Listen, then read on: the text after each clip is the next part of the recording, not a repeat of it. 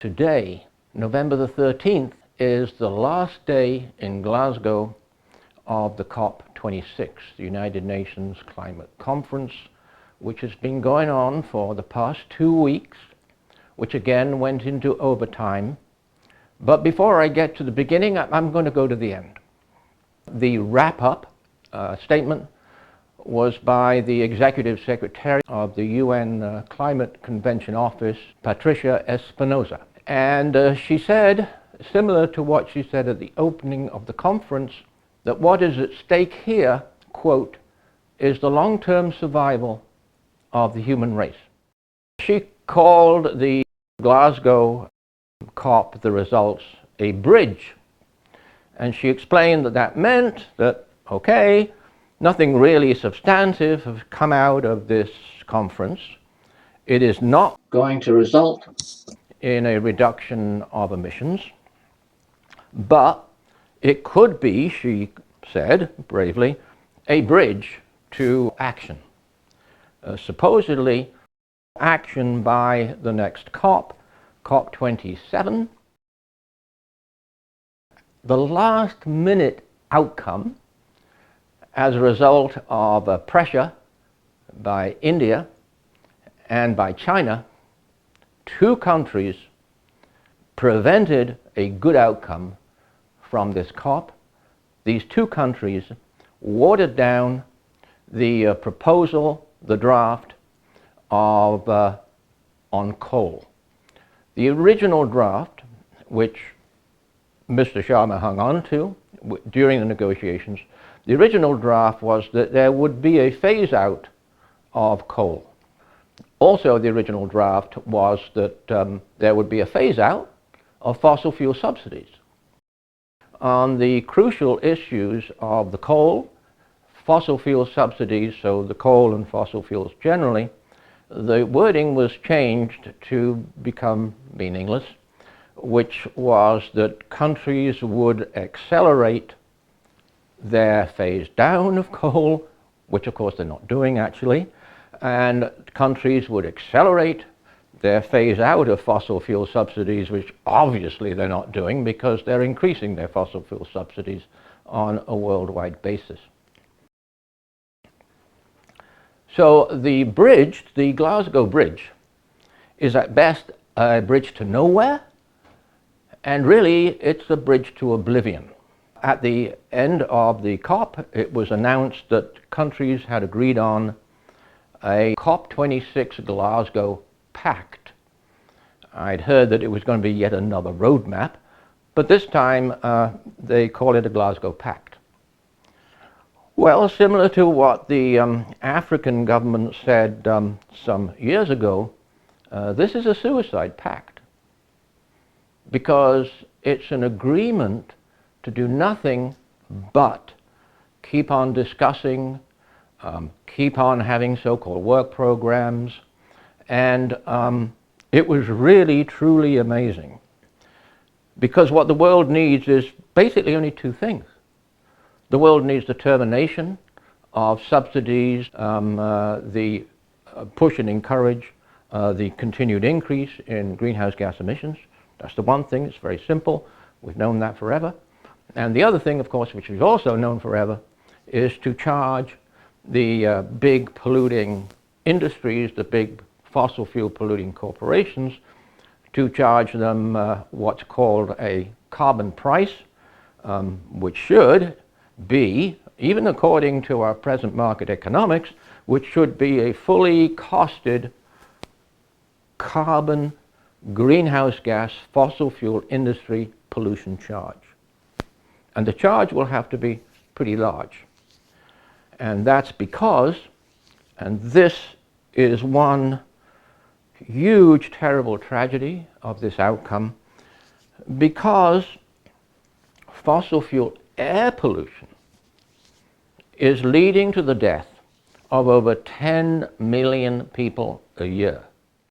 The conference outcome fell very short from its start and very short of what is desperately, urgently needed for our planet and for our future.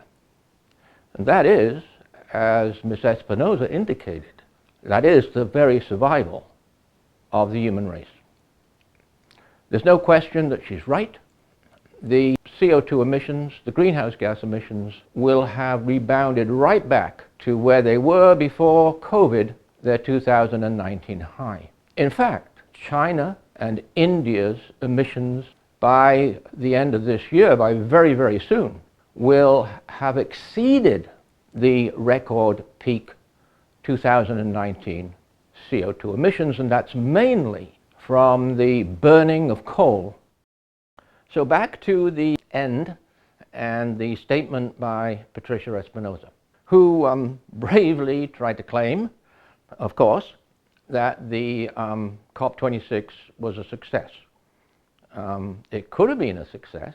It looked like it was going to be a success, but it is a success no more. The phase down thing means that the high coal producing and using countries, particularly China, but also particularly India, it means that they can keep on delaying year after year after year after year. In fact, our Secretary General, Antonio Guterres, who's been great, as was Ban Ki-moon, on the climate change emergency, the dire emergency of global climate change. And in his last speech, the last speech that he made before the decisions were hammered down by the president today, in the last speech, he really did tell the governments off who were still high emitters. And what he said was that promises are all very well, but they are hollow when world governments are subsidizing fossil fuels to the tune of nearly $6 trillion a year. Now, to reinforce how disappointing, and disappointing was a word used by many of the interventions from the floor that President Sharma allowed before he got the gavel going. Many of the interventions were expressing their disappointment. And of course, particularly this was expressed by the watered down text of coal. The media sort of made a big deal of the fact, but it's true, that this incredibly is the very first time that any COP, that any conference of the Climate Convention has even mentioned fossil fuels or even mentioned coal in its text. So yes, potentially this was a really, really big deal, but it didn't survive the crazy consensus process, the crazy fossil fuel friendly consensus process, which requires 100% agreement from every government on every word and every line that is finally approved by the conference. And of course, because of this, the countries who expressed their disappointment, particularly the countries which were already suffering under global climate change, they had to go along with it.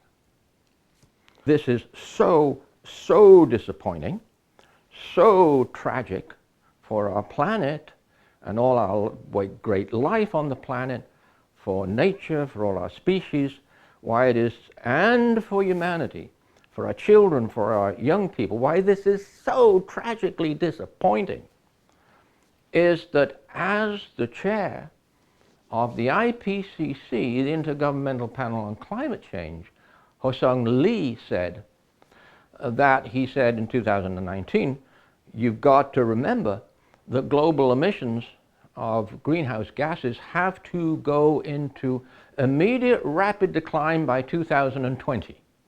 And he said, yes, that's next year. At the COP26 here in Glasgow opening, he said that He said that the global temperature increase will rise above 1.5 degrees C and above 2 degrees C if there is not an agreement to put emissions into immediate, rapid, large-scale decline. So that was right at the beginning of the conference. That was day one. And immediately, everybody started talking not of a rapid, immediate, or even decline in the next few years. People were talking about, 2030 and decades and 2050. Time we absolutely do not have. Mr. Timmermans, who was the chief negotiator of the EU, he made a statement. He held up a picture on his smartphone and said, "This is my grandchild. And if we don't have a strong agreement here in Glasgow, in the lifetime of my grandchildren, my grandchild here, people will be fighting for food." Now that, as I well know, is absolutely right. So this another non-decision, non-action, inaction from this latest COP26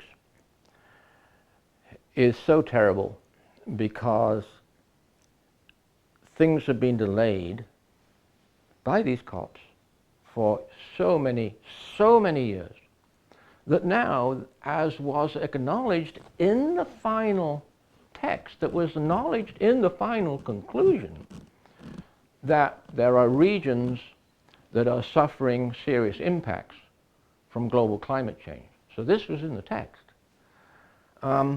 Despite that, of course, we didn't get any result on emissions. But this is so terrible because in Kenya, and I listened to the fine presentation by the young lady from Kenya who appealed to the negotiators to open their hearts. She said, in my country, Kenya, people are dying because of climate change. Our animals are dying because of climate change. And yes, that's in the media. Kenya is in a severe, protracted drought. And 2.5 million people are under threat. 2.5 million people are not getting enough food to eat in just that one African country. And of course, for all of this year, as I've been shocked by and I've been trying to point out, we have 1.5 million people in Madagascar. And I had thought that this was just a couple of years of drought, but actually I learned that it's 4 or 5 years of drought. So we have 1.5 million people in Madagascar who, according to the United Nations departments, put out repeatedly, are on the verge of famine, if not into famine already.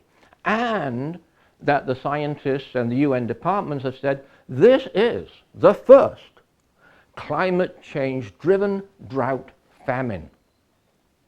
Now imagine that with this background, and with great speeches at the COP by such young people, imagine that the countries didn't all rush all together, right? To say, well, of course, of course we'll immediately pass legislation to terminate fossil fuel subsidies. You would have thought that they all rushed together to say, look, we can run our economy with zero coal. So let's cooperate, let's share, make available all our great clean renewable energy technologies, and we can get off coal in no time. But oh no, they didn't do that. They negotiated. How can you negotiate for planet Earth? How can you negotiate for Mother Nature to survive? For Mother Earth to survive? How can you negotiate that? How can you negotiate, as Patricia Espinosa said, on the threat rapidly increasing to the long-term survival of the human race? How can you negotiate that? Excuse me. Okay, I got a bit loud. But it really, really is extraordinary. And it really, really reflects what a lot of people have known for decades, that our world economy is a very, very bad thing. Our global economy has developed so that it encourages and favors more and more pollution of all kinds. Because our world economy doesn't account for the huge and increasing costs of environmental pollution, the worst of which comes from fossil fuels. Our economy, by its definition, does not include those costs. They call this externalities, which the UK Stern Committee explained to us very well back in 2006. So that is it's called a perverse economy by some, it's called an irrational economy by some. I'd call it an evil economy today because it's wiping out our future. The other horrible thing about our economy is that it doesn't account for or include future generations. All human rights, social rights, all economic rights, they are excluded like they don't exist. As almost my last thing to say is, has always been one huge absent member, one huge absent party, which never shows up and never even gets a mention in the climate change conferences, and that is the big investment banks. And those are the people, as we all know, right, who run the world, right? They're the people that decide that we're going to burn more and more and more fossil fuels. It's the investment banks that decide and finance the fossil fuel corporations that are busy with even bigger than ever projects of extracting even more fossil fuels. And so I'm afraid I do have to conclude by saying that the Glasgow Pact is no pact for the future. It's no pact for our glorious planet. It is a suicide pact, if it's a pact at all. And the bridge, the Glasgow Bridge, they love these buzzwords, you know, in these big conferences. The Glasgow Bridge, as the Secretary General Antonio Guterres indicated in a speech by saying that we are looking at the abyss. It's a bridge to the abyss. It's a bridge to nowhere but oblivion. As Greta Thunberg said in her great speech, accurate speech, a speech that described everything, which turned out to be the case in this COP, in the Fridays for Future and other young people protest, as she said, it's all greenwash. These conferences are a celebration, as she said, for business as usual. And we've been known for decades that business as usual is not an option. Business as usual, more fossil fuels, more pollution of all kinds, just leads to oblivion. So I'm hoping the young people